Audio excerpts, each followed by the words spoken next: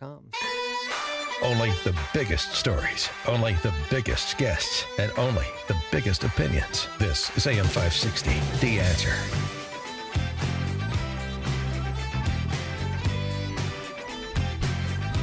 Good morning, Dan and Amy. Well, our next guest, Mike Braun, is going to start feeling a little bit lonely when it comes to conversations with colleagues across the aisle because every member of the Senate who's a Democrat seems to be running for Senate running for president with the addition of Kamala Harris today.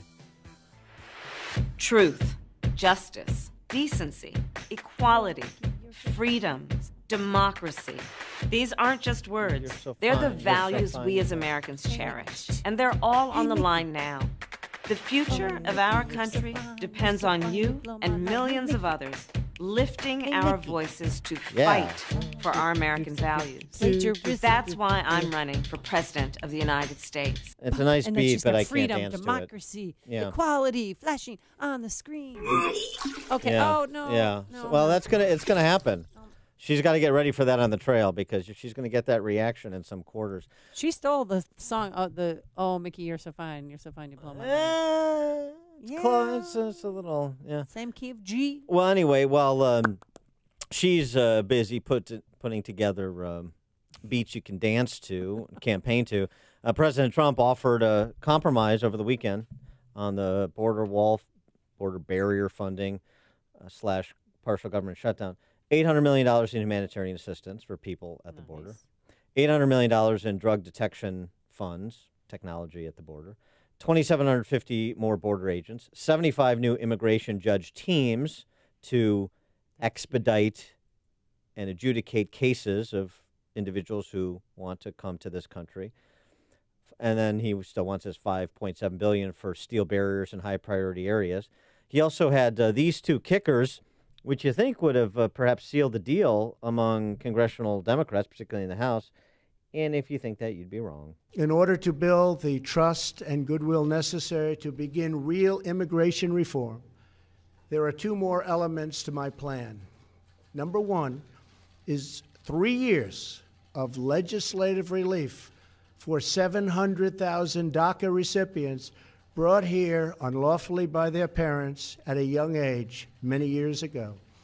This extension will give them access to work permits, Social Security numbers, and protection from deportation, most importantly. Secondly, our proposal provides a 3-year extension of temporary protected status, or TPS.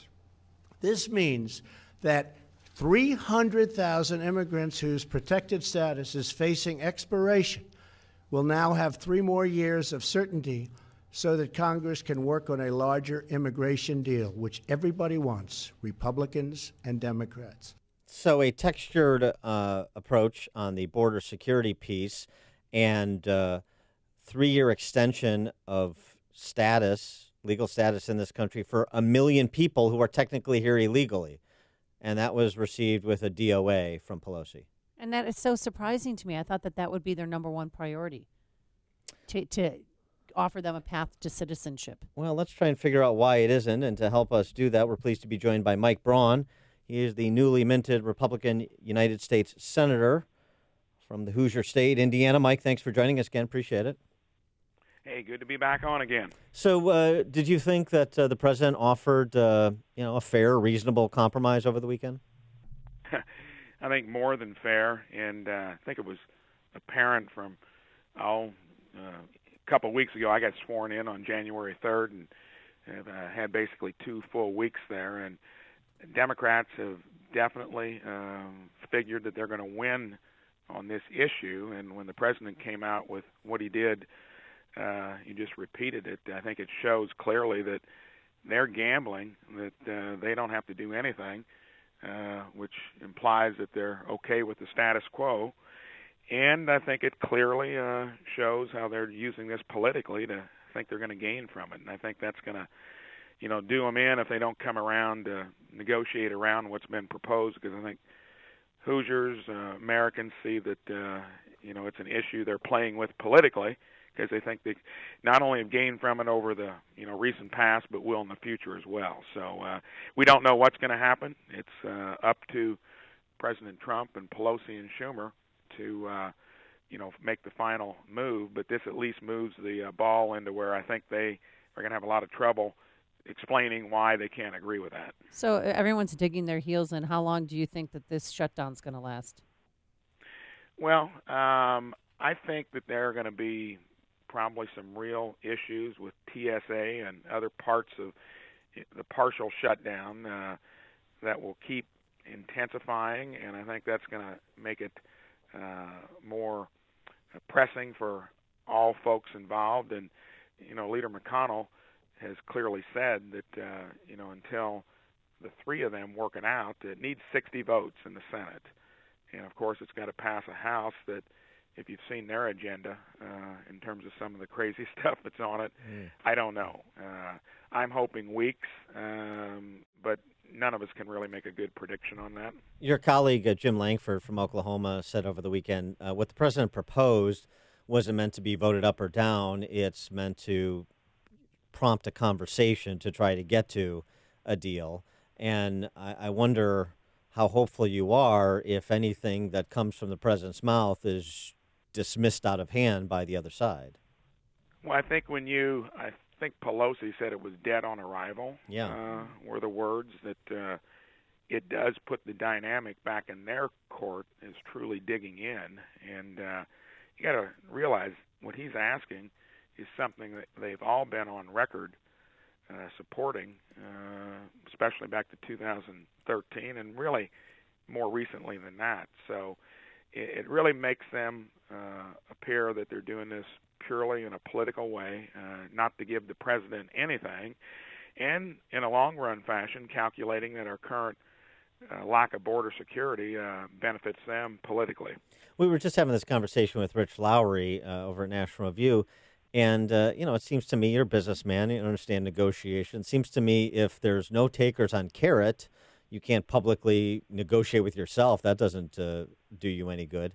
So there's got to be some stick, too, and I wonder what you think an appropriate stick to use by the president might be, including among the choices, invoking his emergency powers and repurposing domestic civilian funding for border security, or even beginning to riff some of these non-essential federal workers and say, this is a good time to cull a overgrown federal government anyway, so let's go ahead and do that.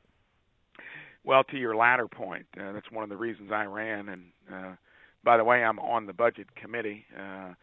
Got assigned some great committees to actually make a difference coming from what I was interested in doing, and it's lower the cost of health care and move infrastructure along, but put some sanity into the budget process. And sooner or later, to shrink $1 trillion deficit, we'll have to, in the long run. I don't like the fact that that would be something you use here because I don't think it has enough forethought put into it. But I think when it comes to the emergency declaration, it's a crisis, it's an emergency. The fact that they're wanting to do nothing, and the fact that our government is bloated, all this I think will come together in some fashion. I'm just not sure when. I'm going to be a proponent for being on the budget committee and is somehow finding a way to live within our means, because to me the big issue down the road is the fact that nobody seems to really get alarmed out there,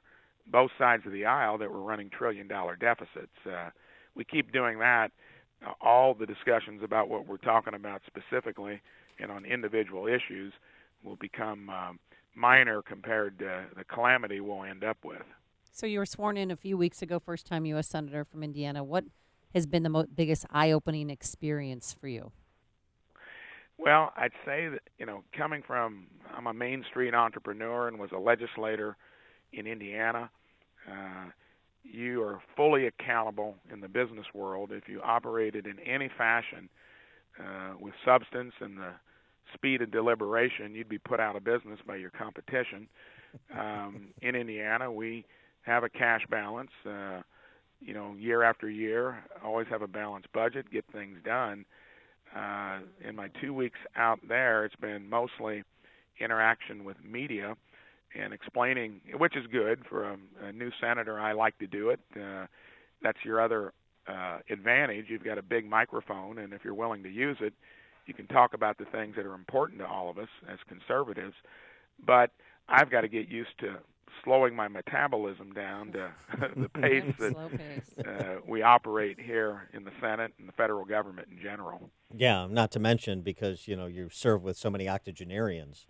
So, I mean, you just have to, you got to slow down, Braun. Just, baby steps here.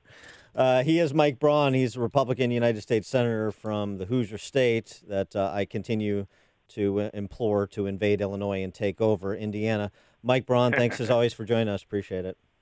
Hey, good to be on. Take care. And he joined us on our turnkey.pro answer line. Listen to podcasts of Dan and Amy from the AM 560 mobile app. Download it today at 560theanswer.com/mobile. The New Year's